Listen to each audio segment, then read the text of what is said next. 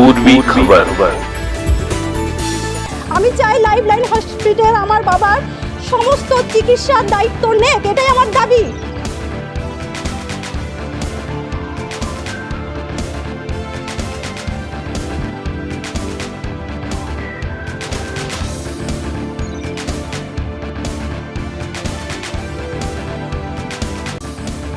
आसनसोल के lifeline hospital में आज इलाज में लापरवाही का आरोप लगाते हुए कुछ लोगों ने जमकर हंगामा मचाया।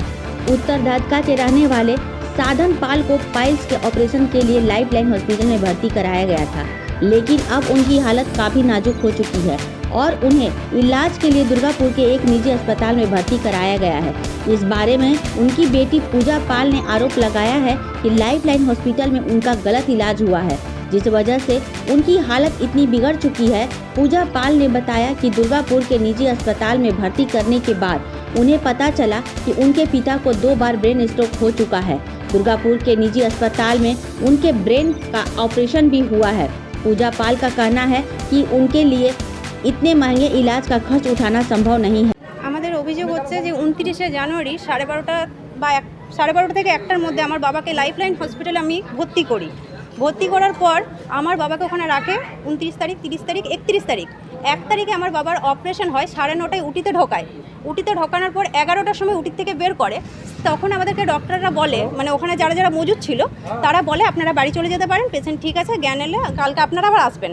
2 তারিখে সকালে যখন আমরা আসি, আমি ভাবলাম বাবা হয়তো রেস্ট নিচ্ছে, ঘুমোচ্ছে, তো অপারেশন হয়েছে, উইক আছে, হয়তো ঘুমোচ্ছে, আমি ডিস্টার্ব করিনি। আবার যখন আসি তখন আমি ডক্টরকে, এখানকার ইনচার্জদেরকে সবাইকে জিজ্ঞাসা করি যে পেশেন্ট জাগলো না কেন, পেশেন্ট এখনও পর্যন্ত কথা বলছে না কেন, কোনো ইমপ্রুভ নেই কেন। তখন এরা বলে যে ব্লাড কম আছে, পটাশিয়াম কম আছে, সোডিয়াম কম আছে, এইসব বলে আমাদেরকে মিথ্যে বোঝায়।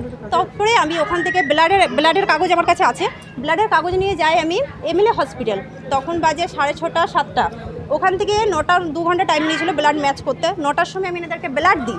ব্লাড দেওয়ার পর আমি 3 তারিখে সকালে যখন আসি তখন পেশেন্টের অবস্থা আরও বেশি শোচনীয় হয়ে যায়, আরও বেশি খারাপ হয়ে যায়। 3 তারিখে আমি এদেরকে জিজ্ঞাসা করি, বলে পেশেন্ট তো খুব উইক আছে, আমরা সোডিয়াম চাপিয়েছি, এত তাড়াতাড়ি তো রিকভার করবে না, আস্তে আস্তে আমরা সোডিয়াম দিচ্ছি, পেশেন্ট রিকভার করবে, আমাদেরকে 1 ঘন্টা 2 ঘন্টা টাইম দেন। 1-2 ঘন্টা পর বাবা আমার চোখ খুলেছিল, বাকি কোনো রেসপন্স করেনি। 3 তারিখ এইভাবে চলে গেল। 3 তারিখে আমরা বললাম যে না, আমরা বাবাকে ছাড়বো না, বা একটা ছোট্ট পাইলসের অপারেশন, সেটার জন্য তো এত কিছু হয়ে যেতে পারে না। একটা ছোট্ট পাইলস অপারেশন যেটা মানুষ বাড়িতে করে, তার জন্য এত কিছু হয়ে গেল। আমার বাবা রেসপন্স করছে না, বাবার হাত পা লড়ছে না, তো বললো যে না, উইক আছে, প্রেশার একটু আপ ডাউন করছে, ঠিক হয়ে যাবে। 3 তারিখে আমরা বলি আমরা কেবিন নেব, আমরা বাবার সাথেই থাকবো, কারণ আপনারা যদি বাবার সামনে না থাকতে দেন আমরা কেবিন নিয়ে থাকবো। আমরা কেবিন নিয়েছিলাম 3 তারিখে রাত্রেবেলায়। 4 তারিখে একই গল্প হয়, ডাক্তার আমাদেরকে ভুল বোঝায়, ভুল পথে পরিচালনা করে, অবস্থা আরও খারাপ হয়ে যায়।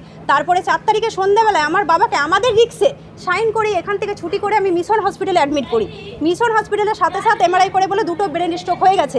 আজ ব্রেন স্ট্রোকে আমার বাবাকে আমি আবার আইকিউসিটিতে ভর্তি করি, সেটা ছিল 5 তারিখ। 4 তারিখে মিশনে ভর্তি করি রাত্রেবেলায়, 5 তারিখে আমরা আইকিউসিটিতে ভর্তি করি। আইকিউসিটিতে 6 তারিখে আমার বাবার ব্রেন অপারেশন হয়। ব্রেন অপারেশন 6 তারিখ থেকে আজ হয়ে গেল 10 তারিখ, আর 40 দিন আমার বাবা মৃত্যুর সাথে লড়ছে। আমাদের অর্থর অবস্থা অত ভালো নেই, আমরা আর পাচ্ছি না চালাতে। আমরা চাইছি বাবার চিকিৎসার খরচা সব কিছুই লাইফলাইন হসপিটাল কর্তৃপক্ষ দায়িত্ব নেবে, কারণ আমাদের সংসার পুরোটা আমার বাবার উপর ডিপেন্ড করতো। আমরা ভেসে যাচ্ছি, আমার বাবা মৃত্যুর সাথে লড়ছে, আমাদের সংসার ভেসে যাচ্ছে, আমরা অসুস্থ হয়ে পড়ে যাচ্ছি, কারণ আমরা 40 দিন আর লড়তে পারছি না। আমাদের কাছে অর্থের অভাব আছে, আমাদের কাছে কিছু টাকা পয়সা নেই। अब तक के लिए बस इतना ही, फिर मिलेंगे अगली खबर में। ऐसी और भी खबरों के लिए देखते रहे पूर्वी खबर। हमारे चैनल को लाइक, शेयर, सब्सक्राइब करना ना भूलें और बेल आइकन को दबाना ना भूलें और देखते रहें पूर्वी खबर।